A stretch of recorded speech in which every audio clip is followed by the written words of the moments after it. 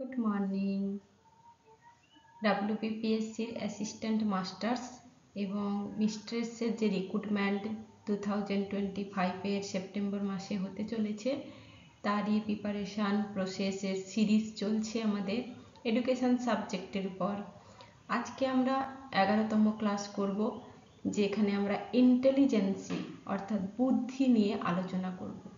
বুদ্ধি এমন একটি টপিক শিক্ষাবিজ্ঞানের ক্ষেত্রে যেখান থেকে প্রায়শত প্রশ্ন এসে থাকে এবং প্রশ্নগুলো বুদ্ধিমত্তার সাথেই আসে, অর্থাৎ কিভাবে অ্যাপ্লিকেবল করা যায়। তাই সাধারণভাবে যদি আমরা বলি capacity to acquire and applied knowledge, এটাই হচ্ছে ইন্টেলিজেন্স বা বুদ্ধি। অর্থাৎ যে আমরা ক্যাপাসিটি অর্জন করলাম, জ্ঞান অর্জন করলাম এবং তার প্রয়োগ করার ক্ষমতাই হলো বুদ্ধি। শুধু পড়াশোনা করলাম কিন্তু সেই জ্ঞানকে আমি অ্যাপ্লাই করতে পারলাম না নিজের জীবনে বা সিচুয়েশানের ক্ষেত্রে, তাহলে সেই ব্যক্তি কিন্তু বুদ্ধিমান ব্যক্তি হিসাবে পরিগণিত হয় না। তাই বুদ্ধিকে আমরা যদি সহজ ভাষায় বলি তাহলে বুদ্ধি হলো কতগুলি সহজাত ক্ষমতার সমষ্টি, যা ব্যক্তিকে কি করে নিত্য নতুন পরিবেশের সাথে মানিয়ে নিতে সাহায্য করে, চলতে সাহায্য করে।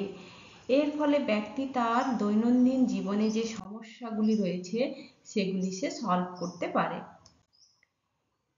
এছাড়া বুদ্ধিমান ব্যক্তির প্রধান বৈশিষ্ট্য কি হয় না, এদের মস্তিষ্ক এবং এদের স্নায়ুতন্ত্রের গঠন এমন থাকে যে এরা যে কোনো উদ্দীপক, যে কোনো সেন্সের ক্ষেত্রে, যে কোনো উদ্দীপনার ক্ষেত্রে এরা তৎক্ষণাৎ মুহূর্তের মধ্যে সাড়া কিন্তু দিতে পারে।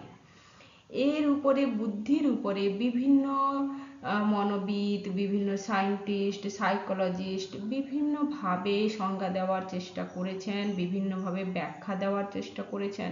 সেগুলি শিক্ষাবিজ্ঞানে মেন যে সায়েন্টিস্টরা রয়েছেন বা সাইকোলজিস্টরা রয়েছেন তাদের তো রয়েছেই, সেগুলো পড়তে হবে। এছাড়া বুদ্ধির সম্পর্কে প্রাথমিক কতগুলি ধারণা কিন্তু জেনে নেওয়া দরকার।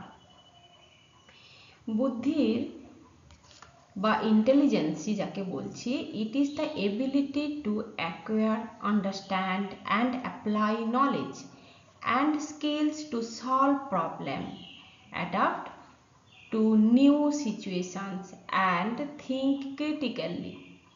অর্থাৎ বুদ্ধি হলো সেটা যা আমাদের অর্জন করি আমরা, বা অর্জনের ক্ষমতা, বোঝার ক্ষমতা, অ্যাপ্লাই করার ক্ষমতা নলেজকে, বা বিভিন্ন সমস্যা সিচুয়েশানের সময় কোন ধরনের বুদ্ধি কাজে লাগাতে হবে, কোথাও চুপ থাকতে হয়, কোথাও আবার তর্ক করতে হয়, না হলে নিজের বুদ্ধিমত্তার প্রকাশ পায় না। তো এইভাবে নতুন সিচুয়েশানে নিজের থিঙ্কিং, নিজের চিন্তা করার যে হার, গ্রোথ, তাকেই আমরা ইন্টেলিজেন্সি বলছি। ইন্টেলিজেন্সি যার যত ভালো হবে সে reasoning, learning, memory, creativity, decision মেকিংয়ের মতো বিভিন্ন ধরনের কাজগুলো কিন্তু করতে পারবে।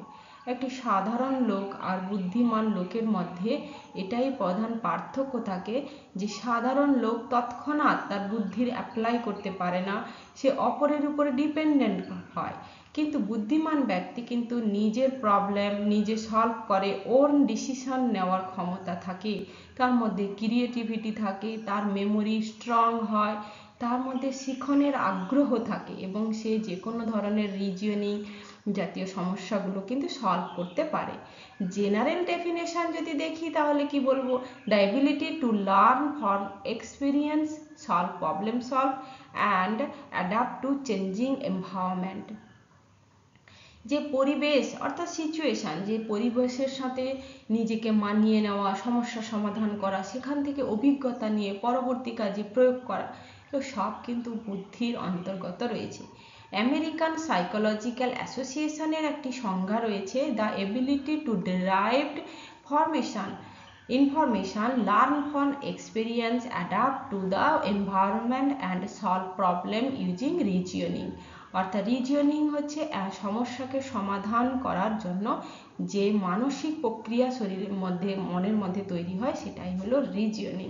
বিভিন্ন ধরনের একটা ক্রিটিক্যাল কিছু দিয়ে দেওয়া হলো, সেটা অ্যালফাবেটিক হতে পারে, সেটা ম্যাথমেটিক্সের উপরে হতে পারে, যে কোনো একটা ফিগার দিয়েও হতে পারে, তাকে কিভাবে যুক্তির সাহায্যে সমাধান করা, এটাই রিজনিং এখন অনেক পরীক্ষায় আসে। তো এভাবে আমরা বিভিন্নভাবে সংজ্ঞা জানবো যে ইন্টেলিজেন্সি বা বুদ্ধিমত্তা বিভিন্নভাবে প্রয়োগ ঘটেছে। এই বুদ্ধিমত্তার উপর নির্ভর করে আমরা বিভিন্ন ক্যাটাগরির কিন্তু বুদ্ধি দেখতে পাই, সেটা বিভিন্ন বিজ্ঞানী আবার বিভিন্নভাবে ব্যাখ্যা করেছেন। যেমন স্পিয়ারম্যানের আছে দুটো উপাদান তত্ত্ব, দ্বি উপাদান তত্ত্ব, হ্যাঁ, বা থর্নডাইকের বুদ্ধি রয়েছে, ক্যাটেলের বুদ্ধি রয়েছে। ক্যাটেল বলছেন যে বুদ্ধি তরল বুদ্ধি, ক্যালাসিত বুদ্ধি। থর্নডাইকের তত্ত্ব আবার ফেমাস, তিনি বিমূর্ত বুদ্ধি, অ্যাবস্ট্রাক্ট বুদ্ধি, কার্যকরী বুদ্ধি বা সামাজিক বুদ্ধি, সোশ্যাল যে বুদ্ধি, ইমোশনাল ইন্টেলিজেন্সি, এসবের কথা বলছেন। আবার বিভিন্ন গার্ডনার আবার কি দিয়েছেন না, গার্ডনারের আবার বহু উপাদান তত্ত্ব, যেখানে ভাষাগত বুদ্ধি, লোকাল যে লজিক্যাল ম্যাথমেটিক্যাল বুদ্ধি বা ইন্টেলিজেন্সি, হ্যাঁ, বা শরীর সংক্রান্ত বডিলি কাইনেস্থেটিক ইন্টেলিজেন্সি, মিউজিক্যাল ইন্টেলিজেন্সি, ইন্টারপার্সোনাল ইন্টেলিজেন্সি। তো এরকমভাবে আমরা বুদ্ধির যদি দেখি অ্যানালিটিক্যাল ইন্টেলিজেন্সি, অ্যানালিটিক্যাল কথার অর্থ কি, প্রবলেম সলভিং বা লজিক্যাল রিজনিং সলভ করতে পারে, যার সাহায্যে আমরা আইকিউ টেস্ট করতে পারি। ক্রিয়েটিভ ইন্টেলিজেন্সি, যার মধ্যে ক্রিয়েটিভিটি আছে, নতুন কোনো আইডিয়া জেনারেট করা। হ্যাঁ, প্র্যাকটিক্যাল ইন্টেলিজেন্সি, যেটা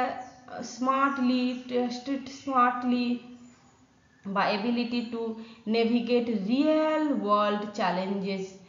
প্র্যাকটিক্যাল রিয়েল ওয়ার্ল্ড সিচুয়েশনের ক্ষেত্রে তার বুদ্ধির প্র্যাকটিক্যাল অ্যাপ্লিকেশন। ইমোশনাল ইন্টেলিজেন্সি গোলম্যানের দিয়েছিলেন বিজ্ঞানী, যেখানে তিনি বলছেন আন্ডারস্ট্যান্ডিং অ্যান্ড ম্যানেজমেন্ট ইমোশনস। আমরা প্রত্যেকটা মানুষ কিন্তু ইমোশনালি খুব আক্রান্ত, তো কোথায় ইমোশনালি ম্যানেজমেন্ট করতে হবে, বুঝে নিতে হবে, সেটাও কিন্তু বুদ্ধির উপর নির্ভর করে। সোশ্যাল ইন্টেলিজেন্সি, সমাজে ইফেক্টিভলি যেখানে ইন্টারাক্ট করতে হয় সমাজের বিভিন্ন সিচুয়েশান, বিভিন্ন পরিস্থিতি মানুষের সাথে। মাল্টিপল ইন্টেলিজেন্সি, যেটা গার্ডনারের, এই যে বলছে linguistics, logical, mathematical, partial, musical, এরকমভাবে আমরা গার্ডনারের অনেক ইন্টেলিজেন্সি দেখতে পাবো। তো সাধারণভাবে আমরা একটা ইন্টেলিজেন্সি বা বুদ্ধির একটা ধারণা নিলাম। এবারে সাইকোলজিস্ট বিভিন্নভাবে বুদ্ধিকে ব্যাখ্যা করার চেষ্টা করেছেন, যেখানে ডেভিড ওয়েটসলার যেখানে বলছে the global capacity of a person to act purposefully, to think rationally and to deal effectively with the environment. Globally যদি আমরা দেখি, গ্লোবালি একজন পার্সনের মধ্যে, একজন ব্যক্তির মধ্যে যে ক্যাপাসিটি থাকে, সেই ক্যাপাসিটির দ্বারা সে কি করে না, সে উদ্দেশ্যমূলকভাবে তার বুদ্ধিটাকে, তার চিন্তা করার ক্ষমতাকে বাড়াতে পারে এবং সে ইফেক্টিভলি পরিবেশের সাথে সে প্রয়োগ করতে পারে। তাহলে এখানে অ্যাডাপ্টেবিলিটির কথা এসে যায়, রিজনিং, প্রবলেম সলভিং, তো এইভাবে বুদ্ধি থেকে আসছে। পিয়াজেট বলছেন intelligence is what you see and when you don't know what to do. বলছে যে তুমি কি হোয়াট ইউ ইউজ, তুমি কি করতে চাইছো বা ব্যবহার করছো, আবার কখন সেটা করা উচিত, কখন করা উচিত নয়। অর্থাৎ নতুন adapting the new experiences and learning. Spearman G factor theory দিয়েছিলেন। General intelligence, special intelligence. গার্ডনারের রয়েছে মাল্টিপল ইন্টেলিজেন্সি, একটু আগে আলোচনা করেছি। আর রবার্ট স্টার্নবার্গের রয়েছে ট্রাইআর্কিয়াল থিওরি, যেখানে তিনটি, একটি অ্যানালিটিক্যাল, একটি ক্রিয়েটিভ, একটি practical. Problem solving, innovation and adaptability. Adaptation হচ্ছে কি অভিযোজন, প্র্যাকটিক্যালি সিচুয়েশন থেকে যে অভিজ্ঞতা নেয়, এই তিন ধরনের থিওরির কথা বলেছে। নেক্সট আমরা যদি ইন্টেলিজেন্সির এটিমোলজিক্যাল মিনিং দেখি, তাহলে এই ওয়ার্ডটি একটি ল্যাটিন ওয়ার্ড ইন্টেলিজেনিটিয়া, হ্যাঁ, এখান থেকে এসেছে যে এখানে ইন্টেলিজেন্সি মিনস হচ্ছে টু আন্ডারস্ট্যান্ড, পারসিভস অর্থাৎ পারসেপশন যাকে বলা হয়, ডিসার্ন। তো পারসেপশন অর্থাৎ আমরা যা দেখি সেন্সের মাধ্যমে, যেটা আমাদের মনের মধ্যে সেই বস্তু সম্পর্কে ধারণা তৈরি হয়, সেটাই হচ্ছে প্রত্যক্ষ করা। ইন্টার বিটুইন, ইন্টার কথার অর্থ হচ্ছে বিটুইন, আর হচ্ছে লেজেরি টু চুজ বা পিক আউট, রিড। হ্যাঁ, তাহলে ইন্টেলিজেন্সি অরিজিনাল মিনিং হচ্ছে টু চুজ বিটুইন অথবা to discern, implying the ability to comprehend, reasoning and make distinctions. তা দুটো বস্তুর মধ্যে কোনটা বেটার নয়, দুটো সিচুয়েশনের মধ্যে, বা এমন কোনো সিচুয়েশনে কোন দিকে যাওয়া বেটার, কোন দিকে যাওয়া যাবে না। তো এরকম আমাদের মনের মধ্যে যে দ্বন্দ্ব, কনফ্লিক্টগুলো তৈরি হতে থাকে, সেটা ইন্টেলিজেন্সির মাধ্যমেই কিন্তু তাকে সলভ করা যায়।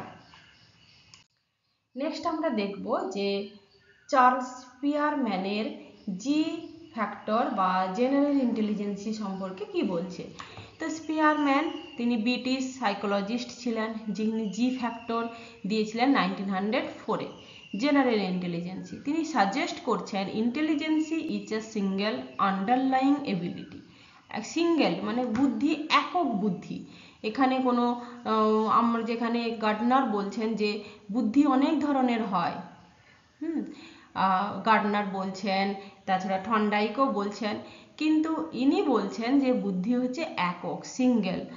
যেই সিঙ্গেল এবিলিটির দ্বারা that influence performances across various cognitive task. Cognitive হচ্ছে মানসিক যে ক্রিয়াগুলো চলতে থাকে বুদ্ধির সাথে রিলেটেড, তার সাথে সে এবিলিটি করে এবং পারফরমেন্স করে। তো কি কনসেপ্ট এখানে? জেনারেল ইন্টেলিজেন্সি, কোর মেন্টাল এবিলিটি, একটা জেনারেল মানে সাধারণ, মনের মধ্যে একটাই বুদ্ধি আছে যে সব কিছু কাজ করে। হ্যাঁ, that effects performance all intellectual task. যত বুদ্ধি সংক্রান্ত, সে ম্যাথমেটিক হতে পারে, সে লিঙ্গুইস্টিক্স হতে পারে, সে সোশ্যাল হতে পারে, সে ইমোশনাল হতে পারে, সমস্ত বুদ্ধির কাজ হচ্ছে একজনই করে, সেটাকে জি ফ্যাক্টর বা জেনারেল ইন্টেলিজেন্সি বলছে। আবার তিনি পরক্ষণে বলছেন যে এস ফ্যাক্টরও আছে, স্পেশাল এবিলিটিও আছে, যেখানে স্পেশাল এবিলিটি মানে ম্যাথমেটিক্যাল বা কোনো ভার্বাল ইনফ্লুয়েন্সি, এই স্পেশাল ক্ষেত্রে বুদ্ধির কিন্তু স্পেশাল ইন্টেলিজেন্সি রয়েছে। এটা অনেক পুরনো তথ্য, পরবর্তীকালে বুদ্ধির কিন্তু অনেক ডেফিনেশন এসে গেছে এবং সেটা প্রমাণিতও হয়েছে। তো এই আমরা দেখলাম evidence for G factor. Spearman use factor analysis করেছিলেন, statistical methods to examine correlations among the different cognitive task. তিনি বিভিন্ন ধরনের পরীক্ষা নিরীক্ষার মধ্য দিয়ে স্ট্যাটিস্টিক্যাল মেথড বা কোরিলেশনের মধ্য দিয়ে তিনি প্রমাণ করার চেষ্টা করেছেন। মাল্টিপল ইন্টেলিজেন্সি কার? হার্ভার্ড গার্ডনারের 1983। ইনি বলছেন যে development psychologist challenged and traditional single factor ইন্টেলিজেন্সি, G factor যে মডেল রয়েছে স্পিয়ারম্যানের, তাকে চ্যালেঞ্জ জানিয়ে তিনি পরবর্তীকালে প্রপোজড করলেন যা থিওরি মাল্টিপল ইন্টেলিজেন্সি, যেটা 1983-তে তার যে বুক ছিল, famous book frames of mind, the theory of multiple ইন্টেলিজেন্সি, সেখানে তিনি প্রকাশ করছেন এই 8 প্রকার ইন্টেলিজেন্সি। লিঙ্গুইস্টিক্স, ওয়ার্ড স্মার্ট অর্থাৎ ভাষা সংক্রান্ত, লজিক্যাল ম্যাথমেটিক্যাল যেখানে গাণিতিক সংক্রান্ত, রিজনিং নাম্বার নিয়ে, পার্শিয়াল পিকচার আর মিউজিক্যাল মিউজিক সংক্রান্ত, বডিলি কাইনেস্থেটিক্স অর্থাৎ যে অঙ্গভঙ্গিমা, আমাদের যে ইশারামূলক কাজ, ইন্টারপার্সোনাল পিপল স্মার্ট, ইন্টার মানে অপরের লোকের, আর ইন্ট্রাপার্সোনাল মানে নিজের সাথে নিজেকে দেখা, নিজের সেলফ যাকে বলছি, আর একটা হচ্ছে ন্যাচারালিস্টিক্স প্রকৃতির সম্পর্কে। এইগুলো থেকে কিন্তু প্রশ্ন আসে, যারা ভিডিওটা দেখছে তারা কিন্তু এগুলো টুকে রাখবে, এগুলো কি ওয়ার্ড। তো আমরা গার্ডনারের এই 8 প্রকারের বুদ্ধি সম্পর্কে জানলাম। নেক্সট দেখে নেব ট্রাইআর্চিয়াল থিওরি অফ ইন্টেলিজেন্সি রবার্ট স্টার্নবার্গের। তিনি আরও 2 বছর পরে দিচ্ছেন 1985-এ। হ্যাঁ, তো এখানে যে আমি ইন্টেলিজেন্সির ক্ষেত্রে বিভিন্ন ধরনের বিজ্ঞানীদের যে ইয়ারগুলো ইউজ করেছি, অনেক সময় পরীক্ষায় ক্রোনোলজিক্যাল অর্ডারে কিন্তু সাজাতে আসে। তাই পরপর যদি আমরা মনে রাখি, প্রথম জি ফ্যাক্টর থিওরি বা সিঙ্গেল থিওরি, ইন্টেলিজেন্সি থিওরি স্পিয়ারম্যানের, তারপরে মাল্টিফিল, তারপরে ট্রাইআর্চাল থিওরি, তার আগে রয়েছে ক্যাটেলের রয়েছে 1963-তে ফ্লুইড আর ক্রিস্টাল ইন্টেলিজেন্সি, তরল বুদ্ধি নিয়ে যে বলেছিলেন, হ্যাঁ, বুদ্ধি, তরল বুদ্ধি আর কেলাসিত বুদ্ধি। তো আমরা এখন ট্রাইআর্চাল থিওরি গুলো সম্পর্কে একটু জেনে নিই।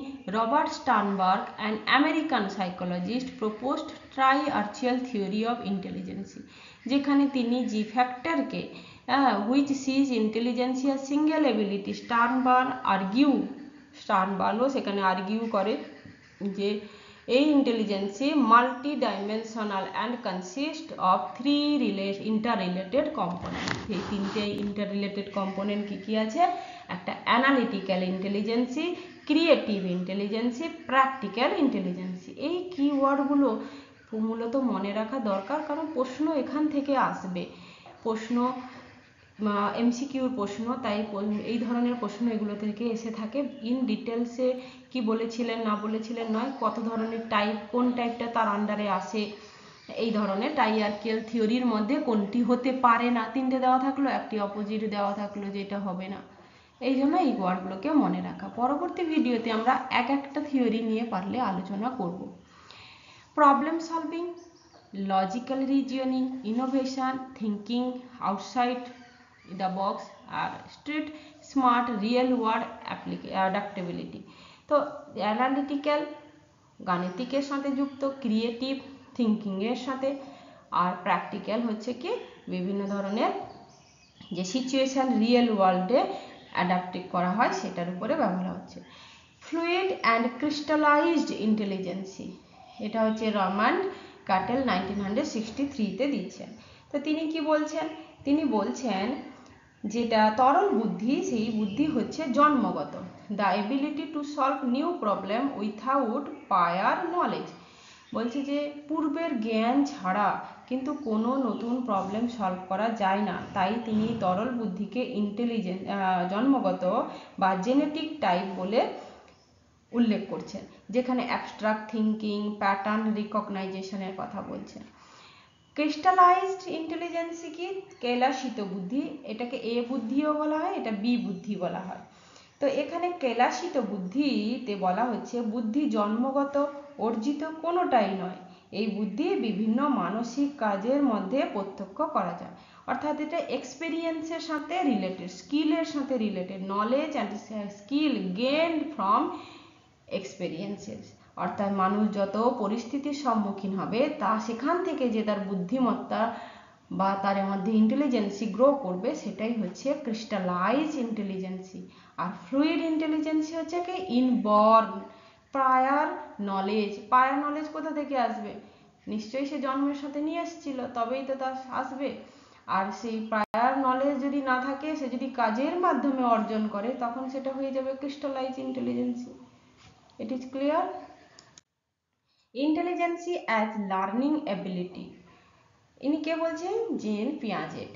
এটা হচ্ছে 1950। তো পিয়াজেটের থিওরি কিন্তু খুবই গুরুত্বপূর্ণ, কারণ তিনি অ্যাডাপশনের উপরে 3টে স্কিমার উপরে তিনি বলেছিলেন। তো ইনি সুইডিশ সাইকোলজিস্ট ছিলেন। Viewed intelligence as a process of adaptation, অভিযোজনগত কারণে বুদ্ধির উন্নয়ন ঘটে বা বুদ্ধির মধ্যে বুদ্ধির মত্তার বৃদ্ধি পায়। দ্য ডেভেলপ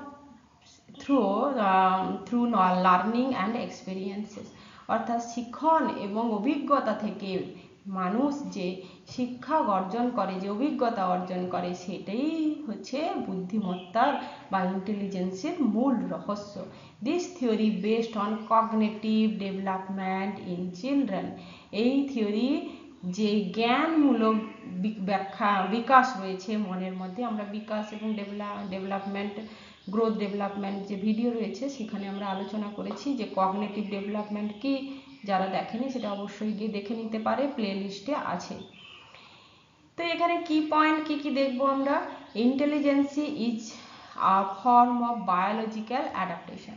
তো বায়োলজিক্যাল অ্যাডাপ্টেশনের সম্পর্কে কে বলছেন, পিয়াজেট বলছেন। Children actively construct knowledge through interaction with their environment. Environment বলতে তার ফিজিক্যাল এনভায়রনমেন্ট, তার মেন্টাল এনভায়রনমেন্ট এবং তার পরিবেশ, তার যে বসবাসের পরিবেশ, সবার সাথে ইন্টারাক্ট করে অভিযোজনের মাধ্যমে যে অভিজ্ঞতা অর্জন করে সেটি হচ্ছে বুদ্ধি। Cognitive development happens in stage. আবার তিনি এখানে এই পিয়াজেটের 4টে স্টেজ ছিল, অবশ্যই সেটাও পিয়াজেটের ওই থিওরিতে রয়েছে, কগনিটিভ ডেভেলপমেন্ট থিওরিতে রয়েছে। পিয়াজেটের যে 4টে স্টেজ ছিল সেই 4টে স্টেজের বুদ্ধির কিন্তু বিকাশ ঘটে। আমরা একজন 5 বছর বাচ্চার কাছে নিশ্চয়ই লজিক্যাল যে প্রবলেম সলভ সেটা আমরা পারবো না, হাইপোথেসিস ডেভেলপ করাতে পারবো না। তো এটা পিয়াজেট বলছে যে বয়সের সাথে বুদ্ধির বিকাশ ঘটে। পিয়াজেট লার্নিং প্রসেস এর মধ্যে দুটি কি মেকানিজমস ছিল, সেই মেকানিজমস কি, একটা হচ্ছে অ্যাসিমিলেশন, একটা হচ্ছে accommodations. Assimilation integrating new information into existing mental structure. আমাদের পূর্ব থেকে যে জ্ঞান রয়েছে তার সাথে নতুন যখন ইনফরমেশন আসে তখন সেটা যে মনের মধ্যে যে অভিজ্ঞতা তৈরি হয় তাকে অ্যাসিমিলেশন বলা হয়। অ্যাসিমিলেশন হওয়ার পরে adjusting mental structure to incorporate new experience. তো এই নতুন সিচুয়েশনের সাথে তখন বুদ্ধি কি বলে যে নতুন সিচুয়েশনের সাথে তুমি অ্যাডজাস্ট করে নাও। হ্যাঁ, এটা হচ্ছে মেন্টাল স্ট্রাকচার। তো অ্যাডজাস্ট করাকে বলা হচ্ছে অ্যাকোমোডেশনস। হ্যাঁ, তো এখানে উদাহরণ দেওয়া হয়েছে, child learn that a zebra is different from horse and creative a new category. উপরেরটা বলছে children sees a zebra and calls it horse.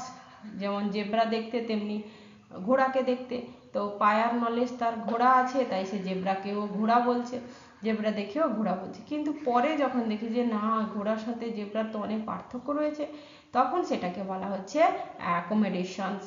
তো এই প্রথম হচ্ছে 4টে word, assimilate or assimilation, disequilibrium, accommodation আর ইকুইলিব্রিয়াম। এই 4টি প্রসেস নিয়ে স্কিমা, এর ফলে যে অভিজ্ঞতা অ্যাডাপ্টেশন ঘটে তাকেই স্কিমা বলা হয়।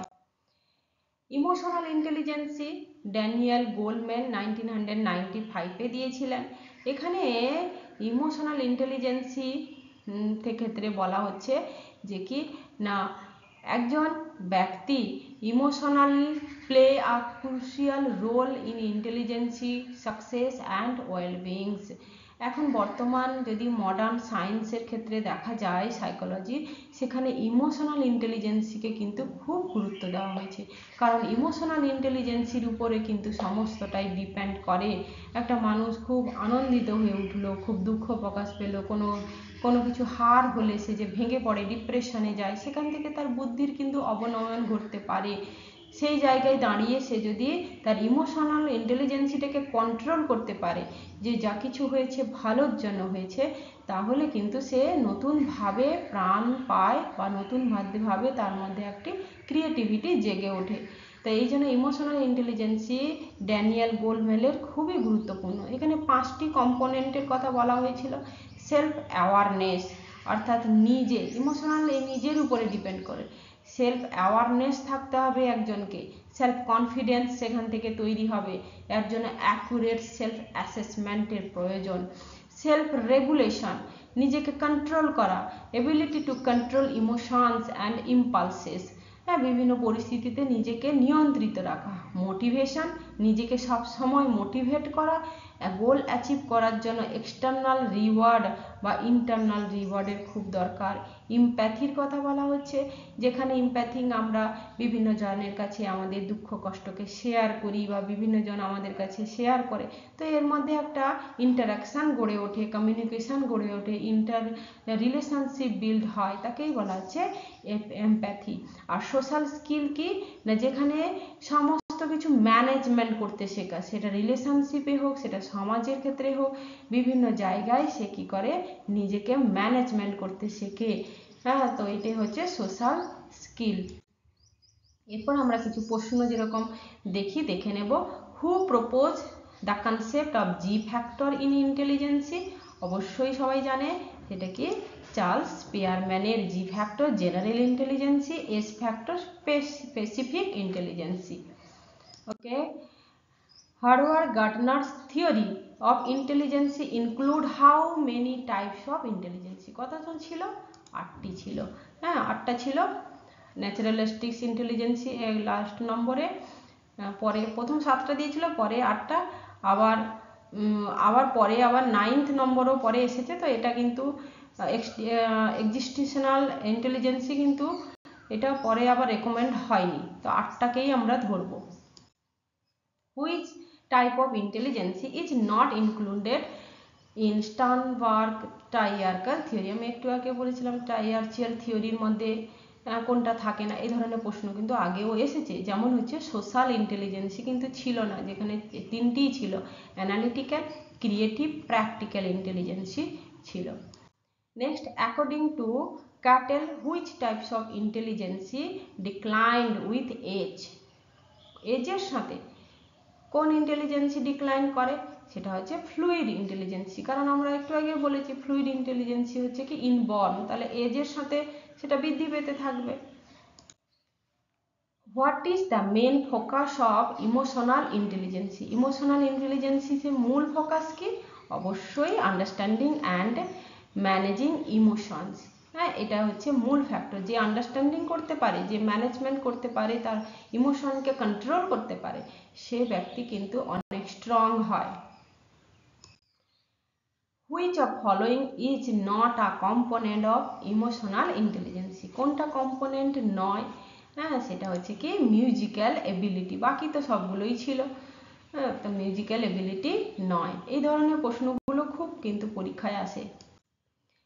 Which psychologist emphasised ইন্টেলিজেন্সি as adaptation to the environment? কোন সাইকোলজিস্ট বলেছিলেন ইন্টেলিজেন্সি অ্যাজ অ্যাডাপ্টেশন? অবশ্যই অ্যাডাপ্টেশনের কথা যখনই আসবে, জিন পিয়াজেট, যেখানে অ্যাডাপ্টেশন, অ্যাকুমুলেশনস, অ্যাসিমিলেশনস, হ্যাঁ, অ্যাকোমেন্ডেশনস, এগুলো রয়েছে।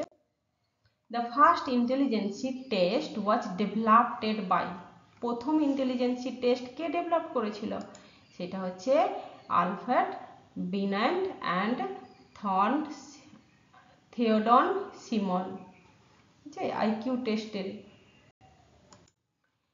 Which intelligence is related to problem solving and logical reasoning?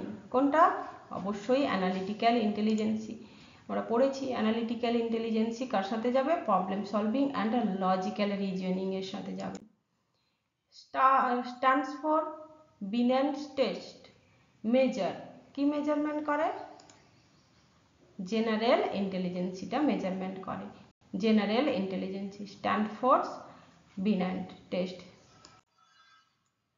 তারপর হচ্ছে WAIS এর পুরো নামটাও আছে, Webster intelligence scale is designed for? কার জন্য এটা? অ্যাডাল্টের জন্য এটা ডিজাইন করা হয়, WAIS। Who proposed the concept of social intelligence? Social intelligence concept কে দিয়েছিল? সোশ্যাল, সেটা হচ্ছে থর্নডাইক দিয়েছিল। Thorndike, Edward Thorndike social intelligence সম্পর্কে কনসেপ্ট দিয়েছিলেন। Which intelligence is associated with artistics and partial skill? আর্টিস্টরা কোন ইন্টেলিজেন্সি প্রয়োগ করে? সেটা হচ্ছে পার্সিয়াল ইন্টেলিজেন্সি। পেন্টার, আর্কিটেকচার যারা করে, architect. Intelligence quotient is calculated using formula? কোন ফর্মুলা দিয়ে আমরা আইকিউ টেস্ট করি? হ্যাঁ, তো কি হবে? IQ equal to MA/CA, mental age by chronological age multiply 100, যে mental age chronological age multiply 100। Which intelligence is most useful for entrepreneurs and leader? Entrepreneurs and leader কোনটা? সেটা অবশ্যই প্র্যাকটিক্যাল ইন্টেলিজেন্সি। লিডারশিপ কারা করে? লিডার হতে গেলে প্র্যাকটিক্যাল অভিজ্ঞতা যার থাকে সেই লিডারশিপ করতে পারে। Next, who coined the term IQ? IQ কে কয়েন্ড করেছিল যে টার্মটা? সেটা হচ্ছে William Stern. William Stern intelligence quotient এই টার্মটি ইনক্লুড করেছিল, এটা পরীক্ষায় এসেছে ওই। Which intelligence involve self reflection and self awareness? কোন ইন্টেলিজেন্সি করে সেলফ? সেটা হচ্ছে ইন্ট্রাপার্সোনাল ইন্টেলিজেন্সি। সেলফের কথা বললে ইন্ট্রা, অপরের কথা বললে ইন্টার, মানে অপর ব্যক্তি। গার্টনারের intrapersonal intelligence. Fluid intelligence is highest during, কখন হয় ফ্লুইড ইন্টেলিজেন্সি? সেটা হচ্ছে আর্লি অ্যাডাল্টহুড। আর্লি অ্যাডাল্টহুডে তরল বুদ্ধি যেটা জন্মগত সেটা বেশি দেখা যায়। Who developed the structural of interact model? কে ডেভেলপ করেছিল স্ট্রাকচারাল ইন্টারেক্ট মডেল? সেটা হচ্ছে গিলফর্টের, গিলফর্ট এসআই মডেল, যেটা এসওআই মডেল, যেখানে 120 টাইপের ইন্টেলিজেন্সি রয়েছে, যেটা আমরা পরের ক্লাসে আলোচনা করব। গিলফর্টের মডেল যেটা। ফ্লাইং এফেক্ট রেফার্স টু, কার সাথে যাবে এটা? Reasoning IQ score over generations, যেটা Flynn effect describe the gradual increase, ধীরে ধীরে যে আইকিউ স্কোর বাড়তে পারে over time due to improved education and nutrition. আমরা শিক্ষা এবং পুষ্টি যদি একটা মানুষকে কন্টিনিউ সরবরাহ করি তাহলে ধীরে ধীরে তার কিন্তু আইকিউ স্কোর বৃদ্ধি পাওয়ার সম্ভাবনা থাকে, সেটাকে বলা হচ্ছে ফ্লাইং এফেক্ট। আজকে আপাতত এতটুকুই। Thank you everyone.